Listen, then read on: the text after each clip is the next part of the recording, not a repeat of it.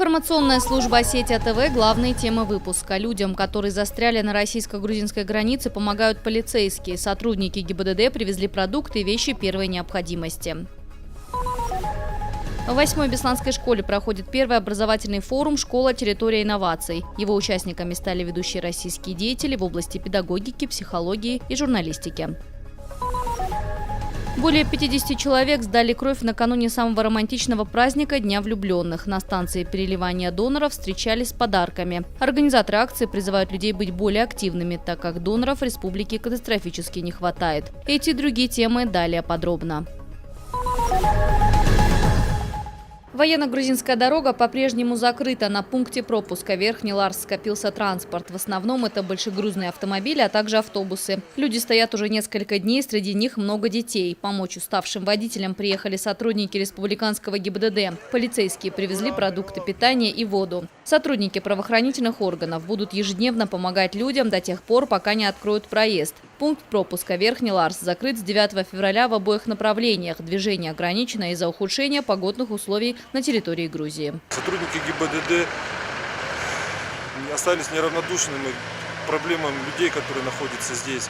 И привезли сегодня воду, чай, конфеты, печенье, хлеб.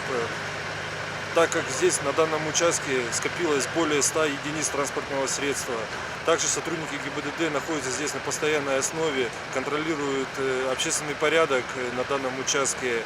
Также всем водителям и старшим, которые здесь находятся, из водителей, дали свои номера сотовых телефонов, чтобы при возникновении какой-либо экстренной ситуации сразу звонили сотрудникам. В 8-й Бесланской школе проходит первый образовательный форум «Школа. Территория инноваций». Его участниками стали ведущие российские деятели в области педагогики, психологии и журналистики. Организаторы продемонстрировали опыт инновационной школы. Это современная цифровая типография, где выпускается самая различная продукция. Это газеты, журналы, фирменные бланки, методические пособия. Школа обладает также собственным телевидением и радио. Был осуществлен проект и электронной библиотеки. Прибывшим гостям представили все инновации, которыми богата школа. Представители Центра информационных технологий, в свою очередь, продемонстрировали универсальные электронные карты, предназначенные для воспитанников школы. Благодаря УЭК родители смогут узнать время прибытия и ухода своих детей. Стоит отметить, что в рамках национального проекта образования 8-я Бесланская школа стала одной из первых в республике, которая перешла на электронные карты. Мы поднимаем в рамках работы сегодняшнего форума основные проблемы, какова же должна быть сегодня школа, какие должны быть педагоги, какие должны быть воспитатели. И вопрос инновационности, с учетом того, что дети сегодня – это другая формация, это информационные технологии, которые окружают и в которые они растут, и от которых мы отстаем сегодня. Так вот, вопрос правильного использования этих информационных технологий, с одной стороны, с другой стороны, правильное понимание вообще педагогики нашими учителями и сопровождение уже непосредственно образовательного и воспитательного процесса в стенах школы позволяют нам сегодня делать определенные выводы.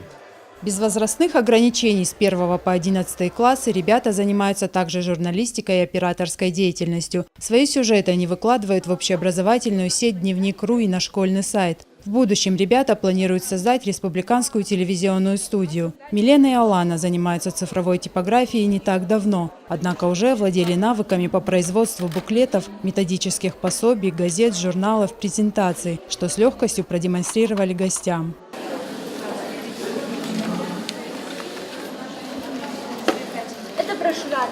С помощью него мы делаем блокнот. Во время образовательного форума североостинские педагоги делились успешной практикой инновационных школ, обсудили перспективы модернизации и повышения квалификации педагогических кадров. Свою точку зрения по поводу инновационных школ высказали и прибывшие в республику делегаты. Сегодня мир так изменился, он стал таким стремительным, что говорить, что где-то лежит в одном месте традиция, а где-то в другом инновация – это нонсенс. Инновации задают зону ближайшего развития, как говорил гениальный психолог Выгодский, не только для школы, а для общества. И поэтому главная задача инноваций, чтобы наши дети были успешные, Это очень важное мероприятие, которое позволяет сегодня в формате дискуссии, в формате общения, взаимодействия друг с другом сверить те позиции, которые сегодня республика занимает в системе образования, и даст возможность каким-то новым прорывным идеям, проектам. И это важно, что сегодня республика замыкается не только в своих проектах. Сегодня учителя республики очень активно участвуют в федеральных проектах, что позволяет так сказать, видеть какие-то прорывные вещи.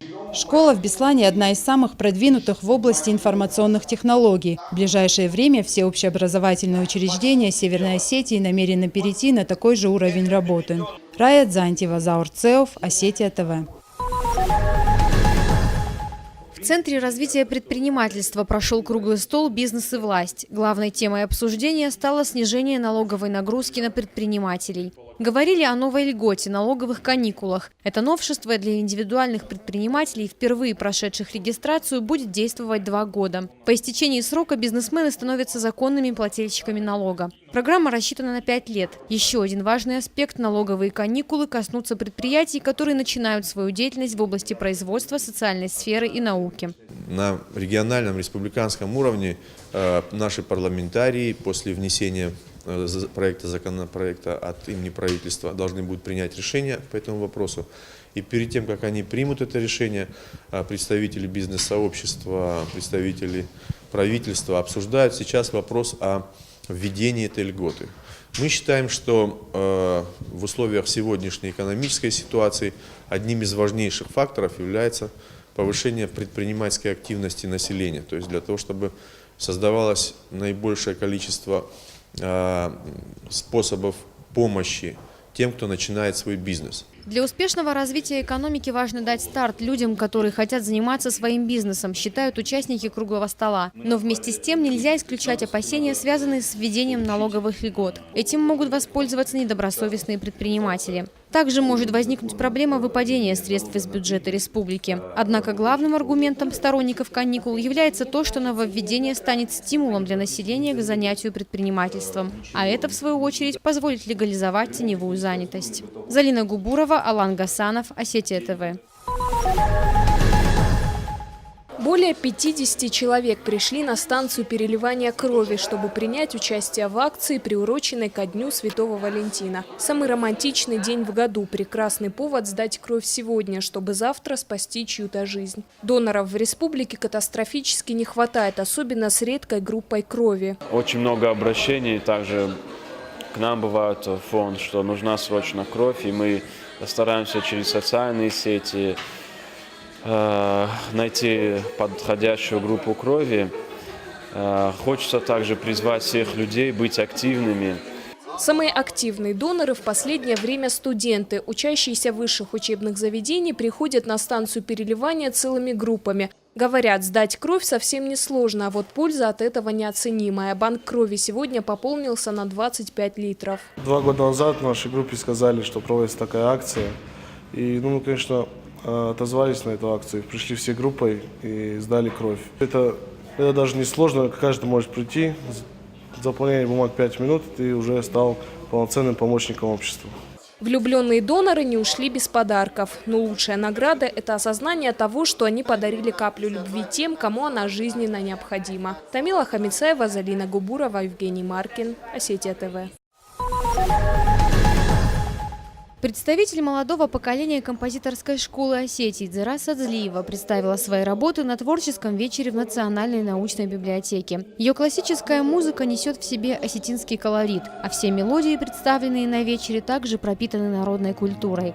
Со слезами на глазах зрители слушали отрывок концерта, посвященного 10-й годовщине бесланской трагедии, который Дзераса написала в сотрудничестве с 7 композиторами из разных уголков России. Также представили мультимедийную систему, посвященную осетинской народной музыке. Она появится на сайте Национальной научной библиотеки в скором времени. Яркая и чувственная музыка Дзерасы демонстрирует огромный талант и внушает надежду на светлое будущее осетинской классической музыки. Сегодняшняя встреча была посвящена моему творчеству. Я благодарна за это Зарите Булатовне Газдановой.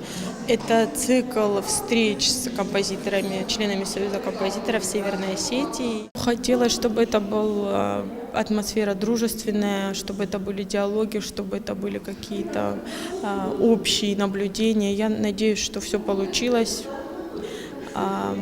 Вроде бы публика отозвалась и очень тепло меня приняла, мне очень это приятно.